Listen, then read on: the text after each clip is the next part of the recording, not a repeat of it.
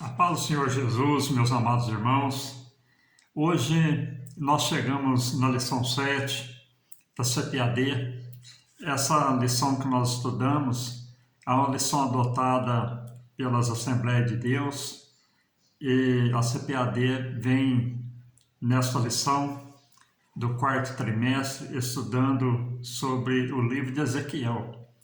E hoje nós chegamos na lição 7, que fala da responsabilidade individual de cada ser humano.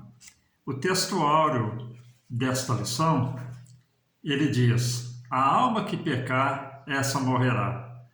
O filho não levará a maldade do pai, nem o pai levará a maldade do filho. A justiça do justo ficará sobre ele, e a impiedade do ímpio cairá sobre ele. Está lá em Ezequiel, capítulo 18, versículo 20. A verdade prática diz: porém, para além da responsabilidade individual, a palavra de Deus se posiciona contra o fatalismo, isto é, contra a ideia de que tudo está determinado por um rígido destino. E a leitura em classe se encontra em Ezequiel, capítulo de número 18, versículo 20 ao versículo 28. Nós, dando aqui a introdução de uma maneira rápida para que os irmãos entendam um pouco a lição e de uma maneira mais simplificada, para que tenha uma facilidade no aprendizado dessa lição, nós já iniciamos aqui na nossa introdução, que diz: o ponto de partida dessa lição é uma máxima muito usada em Jerusalém e também entre os exilados da Babilônia, que diziam: os pais comeram uva verdes e os dentes dos filhos se embotaram. Está lá em Jeremias, capítulo 31, versículo 29. Com base nesse ditado, eles diziam que estavam sendo punidos por causa dos pecados dos seus antepassados. Realmente, meus queridos, nós vemos que o povo estava exilado porque seus pais pecaram. E seus filhos também estavam no exílio porque seguiam os pensamentos do pai, não que fosse uma maldição hereditária, mas os ensinamentos e a não conversão dos filhos fizeram com que eles também passassem pelo exílio, fossem exilados em terra estranha. E o nosso primeiro tópico, nós começamos no primeiro subtópico dizendo: uma máxima equivocada. O ditado popular, uvas verdes e os dentes dos filhos se embotaram, se baseia numa interpretação equivocada sobre o terceiro mandamento do Decálogo, que é um dos 10 mandamentos que se encontra no livro de Êxodo, capítulo 20, versículo 5, que nos diz: e não te encurvarás a elas, nem as servirás, porque eu, o Senhor teu Deus, sou zeloso e visito a maldade dos pais nos filhos até a terceira e quarta geração daqueles que me aborrecem. Quando nós lemos aqui, meus queridos irmãos, o terceiro mandamento aqui no Decálogo, em Êxodo 20, a gente vê que Deus ele profere o quê? Uma maldição sobre os pais e os filhos, e até a terceira geração. Por quê? Porque o povo não ia se converter. Então nós entendemos aqui a onisciência de Deus. Deus sabia que o povo ia se rebelar até a quarta geração.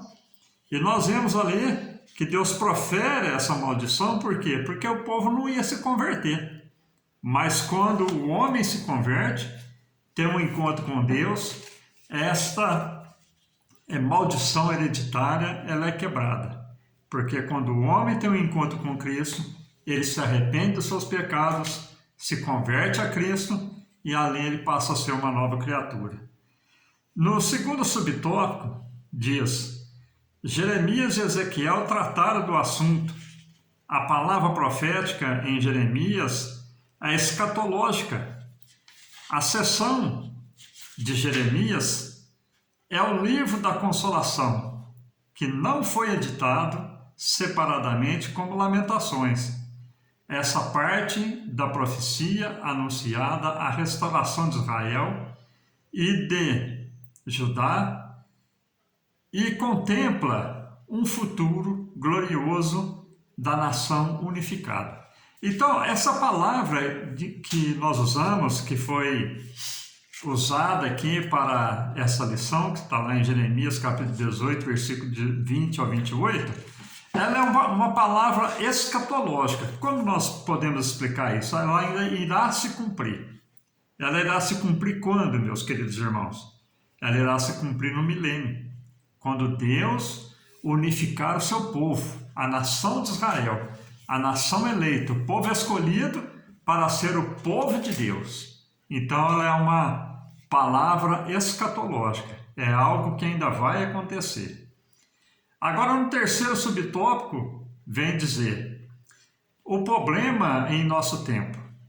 A doutrina das uvas verdes e dentes embotados, que predominou o imaginário popular de Israel, veio a ser parte do cardápio doutrinário de um movimento infiltrado em algumas igrejas conhecido como batalha espiritual.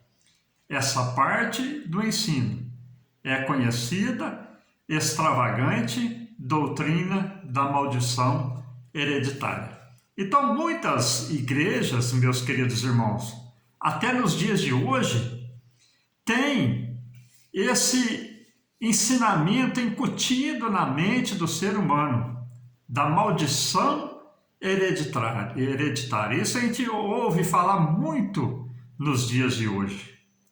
Quando alguém se converte a Cristo e deixa de aborrecer a Deus, logo essa passagem do terceiro mandamento do Decálogo não pode aplicar aos crentes. Quer dizer, quando a pessoa tem um encontro com Cristo, a maldição hereditária ela é quebrada. Isso nós entendemos, meus queridos irmãos, que isso se chama misericórdia.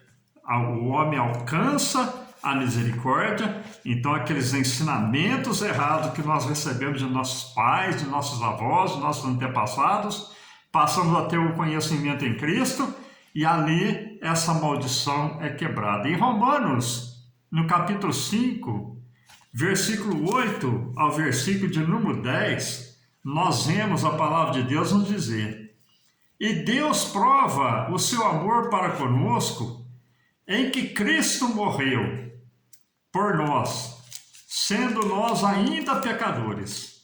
Logo mais, agora, sendo justificado pelo seu sangue, seremos por ele salvos da ira. Porque se nós, sendo inimigos, fomos reconciliados com Deus pela morte de seu Filho, muito mais, estando já reconciliados, seremos salvos pela sua vida. Glória a Deus por isso. Então, meus queridos irmãos, isso é misericórdia. Nós, aceitando a Cristo, nós somos reconciliados com Ele e a maldição hereditária já não tem mais poder contra o cristão. No segundo tópico da nossa lição, nós vamos ver sobre a salvação para todos os seres humanos. O primeiro subtópico vem dizer: a esperança para o pecador. No versículo 21, 22 e 23 da leitura em classe, vem dizer: mas se o ímpio se converter de todos os seus pecados que cometeu e guardar todos os meus estatutos e fizer juízo e justiça, certamente viverá e não morrerá. De todas as suas transgressões que cometeu, não haverá lembrança contra ele. pela sua justiça que praticou viverá. Desejaria eu, de qualquer maneira, a morte do ímpio? Diz o Senhor Jeová, não desejo, antes que se converta dos seus caminhos e viva. Então, meus queridos irmãos, nós vemos aqui que Deus, ele deseja a salvação de todos os seres humanos. Esse aí é o prazer de Deus, salvar o homem. E isso está aberto a toda a humanidade que queira ter um encontro com Cristo. Ninguém é o desejo dele, que ninguém se perca. No segundo subtópico, vem dizer, refutando um pensamento fatalista. O que quer dizer isso? Essa lição ela vem combater esse pensamento de condenação, de fatalidade, de morte do ser humano através do pecado do seu pai. E continua a dizer aqui, tanto os exilados na Babilônia, como os que estavam em Judá e em Jerusalém, acreditavam ou se justificavam numa ideia falsa de que estavam pagando pelos pecados dos pais. Então, a nação de Israel, que estava passando por momentos difíceis, achava que estava pagando pelo pecado que seus pais tinham cometido.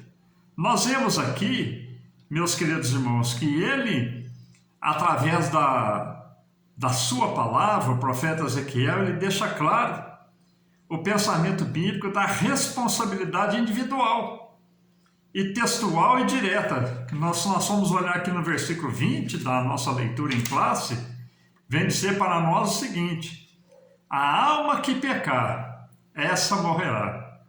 O filho não levará a maldade do pai, nem o pai levará a maldade do filho. A justiça do justo ficará sobre ele, e a impiedade do ímpio cairá sobre ele. Então nós vemos aqui, meus amados irmãos, que a responsabilidade do homem, ela é individual. Tanto o que faz o bem não pode salvar o seu próximo, nem o que faz o mal, o seu próximo venha pagar pela sua maldade.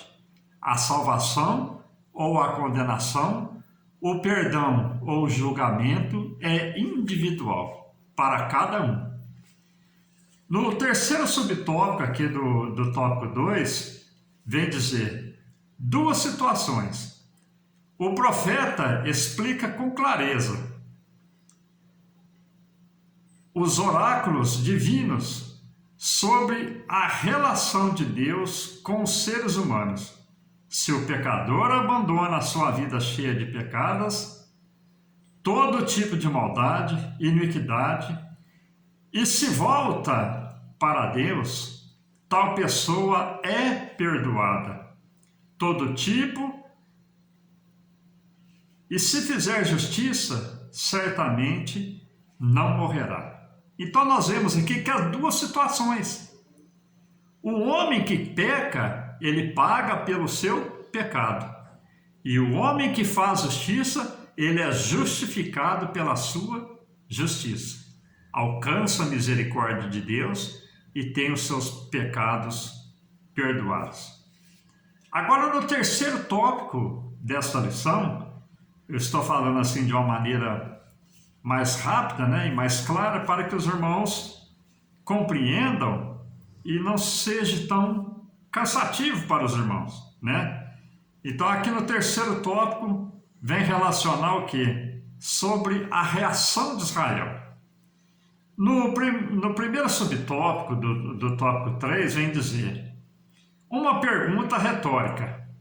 Está lá no versículo 25, que nos diz: dizeis, porém, o caminho do Senhor é direito. Ouvi agora, ó casa de Israel, não é o meu caminho direito? Não são os vossos caminhos torcidos?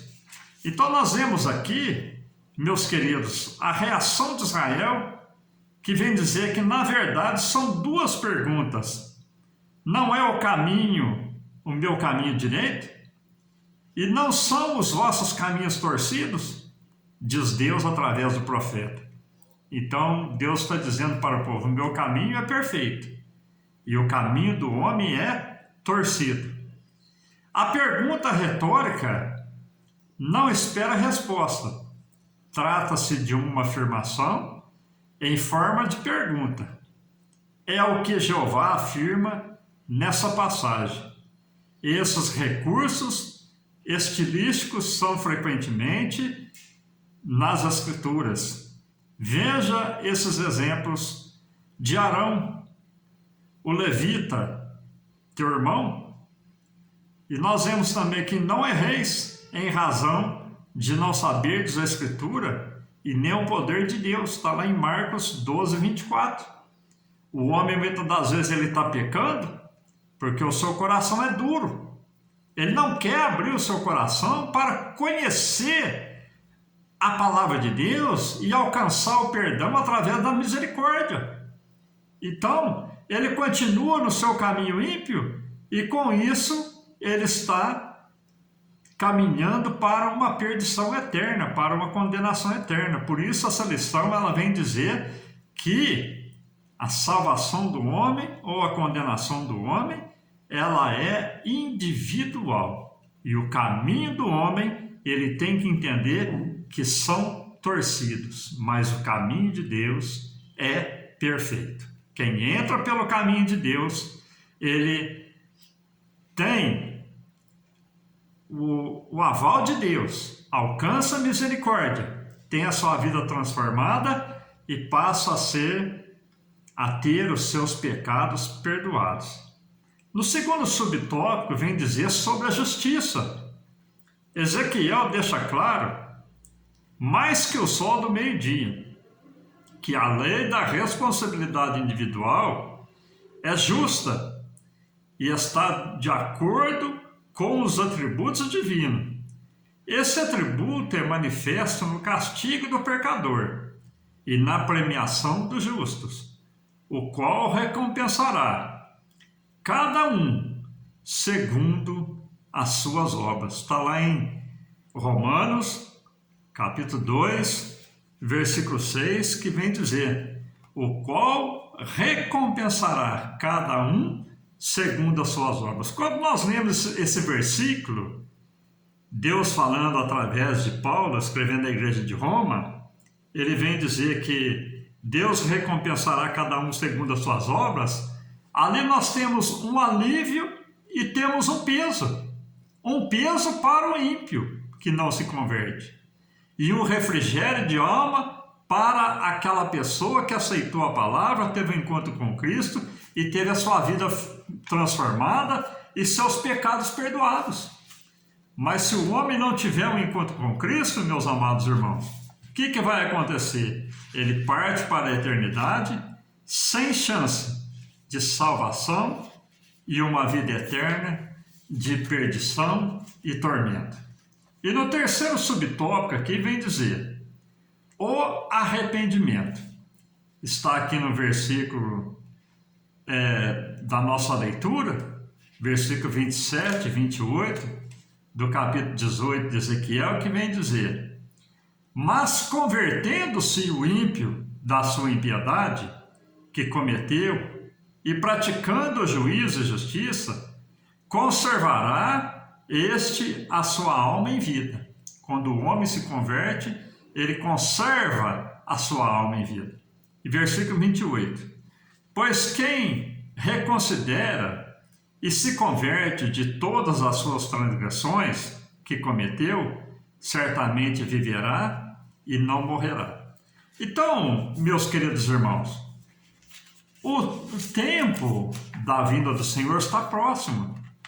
Então, Deus, ele, através de uma lição como essa, ele vem deixar claro o caminho do ímpio e o caminho do justo. A condenação do ímpio e a justificação do justo. E aquele que se arrepende, ele alcança o perdão e a misericórdia. Portanto, hoje é tempo do homem voltar-se para Deus, se arrepender, como essa lição está dizendo. A retribuição do pecador contumaz vem depois de muitos anos de apelo ao arrependimento, sem resposta do povo. A resposta dada aos críticos deixa claro também que mesmo ímpio na sua impiedade, deixando o pecado e voltando a praticar a justiça, ele tem perdão. Então é tempo do homem se arrepender, voltar-se para Deus para ter o perdão de seus pecados. Parece que é um conto de fadas, parece que Deus é justo e é bom e não há de julgar o mundo, mas é o que a lição está nos ensinando. São anos e anos Deus dando ao homem a oportunidade do homem se arrepender, para que ele seja justificado, perdoado, santificado e, por fim, glorificado. Glorificado como? Quando vier Cristo buscar a sua igreja, ele vai ser glorificado. Ele vai ter um corpo transformado e estará com Cristo eternamente livre da condenação eterna.